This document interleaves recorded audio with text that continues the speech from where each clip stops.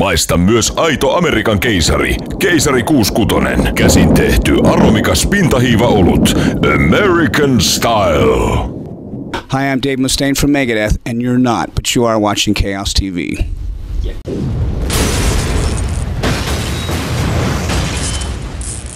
Okay, so hello everybody, Chaos TV is today here at Kustok Festival in Oulu, Finland, and we have a guest, Dave Mustaine from the band Megadeth here. So first of hello and welcome to Chaos TV and welcome to Finland as well. Thank you. It's good to be here. I love coming to Finland. So how has the summer generally been for you and the band so far? It's been productive. We've had a lot of fun, a lot of change in our camp, just getting things better and working on the songs and getting ready for a new record. Just having what I think is probably a good period in our career. Not that the past wasn't great, but it's, sometimes bands at the end of their career don't have as much fun doing what they do. And we're having a lot of fun. You'll be able to see tonight. We really enjoy what we're doing.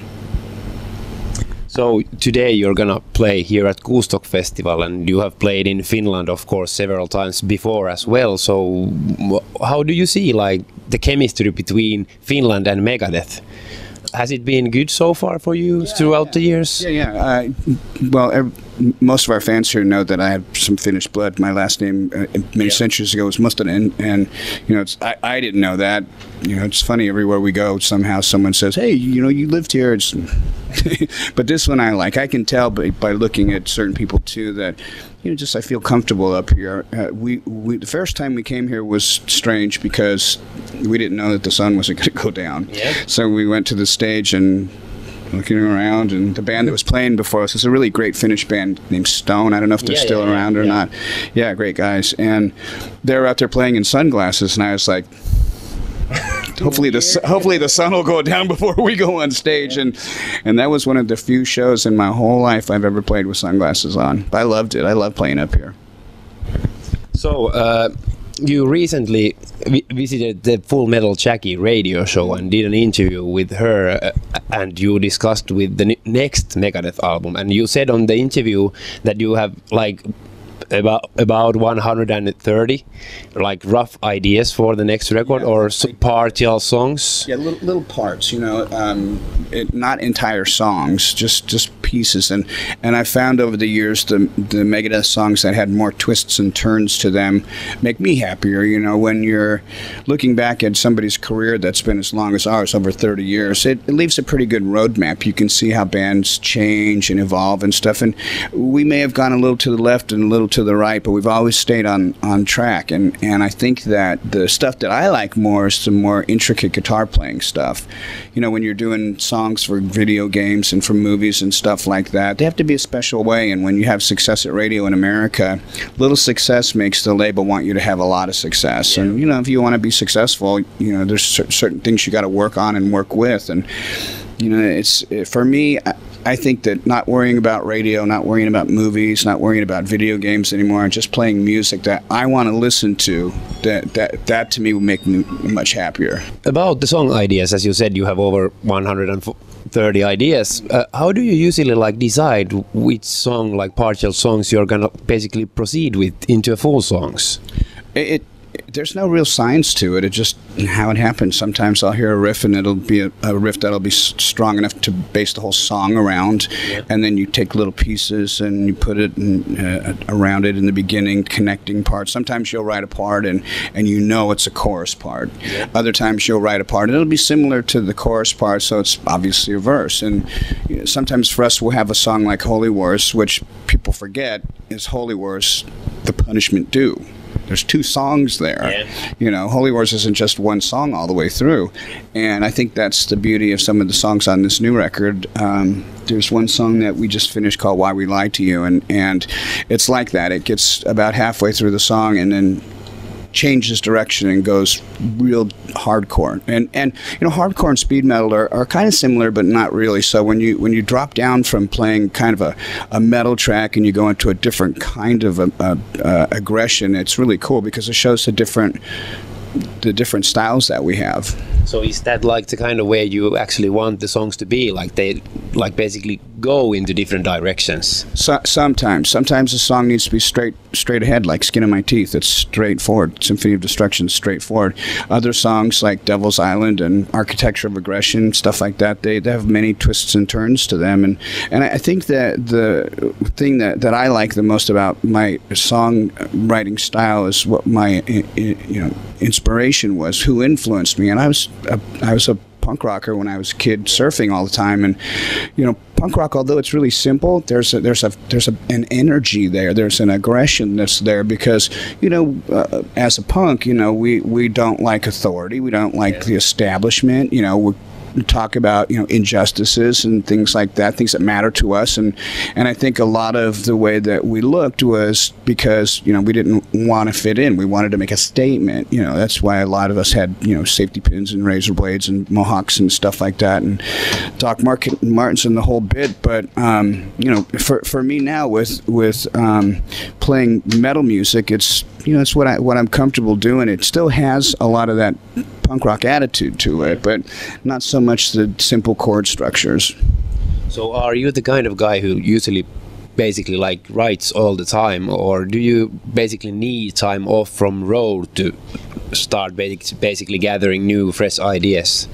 I think both of those questions can be answered with yes. I need to write all the time, but I don't. Okay. Yeah. So I mean, I have music going in my head constantly, and I can look at something and look at it as a song. It's really weird. I'm sure a lot of sculptors and painters and stuff look at something and they think picture. They don't think tree. They think picture. Yeah. You know what I mean?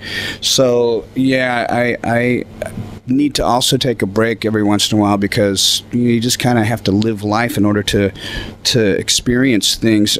If you're not living life in between records, they all are going to sound the same. And that's one thing that's really great about Megadeth. You may like one record and not the next, but you can never say that they sound the same. Yeah, they are different from each other. That's for sure. Yeah.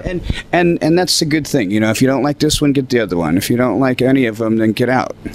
So what can you say about the direction of the next album? What kind of stuff you have written so far, or is it just in two big fractures at the moment? We're so at the front end of it. I know what I want to do, but I've said that over and over and over. Every time, it's going to be heavy, it's going to be fast, and then it turns out and it's not. Because you get into the studio, and the people that you're working with, they'll say, well, this is a good song, let's do this, speed this up, slow this down, make this longer. And what I say to you today, it can totally change. Yeah, it's like saying I want to have a kid, and then you end up you have triplets. It's totally unexpected what's going to come out. So what can you tell us about the next album's lyrics? What kind of topics will it deal with? Will it be about politics, or? I think that so many people misunderstand what I talk about when I talk about politics, and I think it's safe to say that when you talk about politics, someone's always going to disagree with you. Yeah. And I don't want to cause any people to hear our music and say, yeah, I love the song, but I don't agree with the lyrics. So I think playing it safe is, one thing, but not being, an instigator is another. I don't write songs to piss people off. I write songs to, share what I've learned. I mean, I'm over 50 years old. I've lived a very long time. I've learned a lot of stuff, and you don't get to be my age by being stupid. Most people that are stupid die young. And, if I was selfish, I would say, I'm not going to share any of the mistakes I've made with people, but I don't care. I mean, my life's an open book. People know what I've done. And I would rather that somebody benefited from it instead of just went, God, I wish I was him. That's why I put my life in a book. That's why I share so much about what goes on with me. Sometimes artists they keep their lives very private and stuff, and they think that's cool. But it's like, what about the people who want to know more about you? It's okay to be a question mark, but I want to be an exclamation point. Okay. So you recently went to the neck surgery. So how is your neck doing at the moment? Still there. Okay. Still there. Yeah. I have to be careful. It's no secret that it happens to a lot of singers that are headbangers. Yeah. A lot of people that are headbangers have had the same thing that happens. And it's funny because Kerry King and I are friends, and Kerry said that he always warms up before he goes on stage, and meaning his neck. And I never thought to do that. But, you know, I mean, you get out on stage and you're a frontman, you're moving around. It's kind of a mild form of, you know, exercising, aerobic exercising, metal calisthenics, whatever you want to call it. But I never thought about doing that, and I really, really regret it. That's the one thing I would say to guys that are in a band is take good care of your body, because you never know how long you're going to be here. You never know how long you're going to be successful. And to be at this stage right now where I'm at, and to have something that's physically, you know, it could stop somebody else, why not take care of yourself? I mean, I'm not saying don't drink or don't party or anything like that. That's definitely not what I'm saying. I'm saying take care of your body when you go out on stage, you know, be healthy. Make sure that you know, when you go out there and you play, you're not hurting yourself, because it's gonna last longer as well. Yeah, so that you can be around for a while. Because you know what, if you're a fucking good musician, then you want people to be able to share your music forever. I just saw that the guys, Tommy Ramone, I think it was he just passed away, and it's so sad when the bands that you grow up in and you love, when they die, you know, and young as well. Yeah, and well, to some people he's young. To a lot of other people in the music business, that's very old. Yeah. Because but God bless him, and I'm glad that, you know, that he was here and he shared his music with us. You know, I'm hoping I get to do this for a really, really long time. I think a lot of it has to do with why I'm doing it, and you know, I do it because I love it. So you did some like special tours to celebrate like Rust in Peace and Countdown to Extinction, and Euthanasia is like this year turning basically 20 years old. So do you plan to do a special tour for that? Well, we were going to, but we worked with a previous manager and a previous promoter down in South America, and they wanted to call it the Euthanasia Tour. And I said, you're not doing that. You know, we were going to do a normal tour, but they said, oh, it's the 20th anniversary. They're going to do the album in it completely. And I said, no, we're not. We're not. It's not the anniversary. Anybody that knows how to count or read a calendar knows Euthanasia came out on Halloween. This isn't Halloween. Halloween's in October. Maybe Halloween is in, you know, April down in South America where you live, but it isn't where we are. And, you know, we don't mind playing songs off Euthanasia, but don't lie to our fans. Yeah. That's not cool. There have been like some talks about the Big Four, and of course because you released the DVD of it, and people have been talking how great it was. So are you open for it in the future if there would be some Big Four shows coming up sometime? Look, I'm open to playing. I don't really care who I play with. We had fun. I think that the fans had fun. It's important that the fans do have a good time. So I have nothing against it. There's a lot of variables, though. You know, you've got big bands who have their own timing and schedules and stuff like that, of course. It's kind of like getting the original lineup of Black Sabbath to all everybody to all work together. You know, you have all these different camps with the Big Four, and I think that it would be great to do it some more. But you know, there's also the beauty of it being something special and not doing it everywhere, because the people that did get to see it got to see something really fantastic. You know, if meteors came by every single night, after a while it'd be like, oh, there's another meteor, you know. There's something special about it being very rare. So I would, but you know, it also has to work out for everybody. So as a musician you have of course achieved a lot, but do you still have like some goals on a personal level that you would wish to achieve someday left? Musically? Yeah, musically. I don't know. You know, I mean, I'm a high-ranking guitar player. I've played in a country music thing. I've done stuff with the symphony. You know, Are there like some places left where you would like to play? On this planet? Yeah. Yeah, actually, believe it or not, we were just talking about how we've never gone to Africa, down to South Africa. But you know, there's only 3 cities down there, and that's a long way to go for 3 cities. So if we can, it would be great. You know, if not, at least the fans down there know that our heart is that we want to go down there. So. As far as other places, you know, we've been trying to get into China for a while, but every time we want to go there, there's something that comes up. I think what happens is they read the lyrics and they say, peace sells. Don't bring that crap here. Okay. So I don't know. I'm hoping that we get in there, but I pretty much, like as you said, I've had all my goals met, and at this point right now, it's things that are happening now are not so much goals as they are dreams that are happening, because it's everything I wanted to do is happening. Now it's stuff that I don't believe is possible, because it's so there's so many things that have happened. So now when really great things happen, they're mind-blowing. Like I just had a story come out in a car magazine about my cars, and I've never thought I would do anything with my cars, because they're just cars, but they wanted to see what I was driving, and so I took pictures of my cars and I put it in there. So did something totally different that you would expect yourself either. Yeah. I was thinking, it's so funny, because somebody said a long time ago that I look like Mika Häkkinen, and I was thinking how funny it would be to come out here in a racing suit with a helmet on, and with his racing suit on, and then pretend I'm him, and then hey, it's me.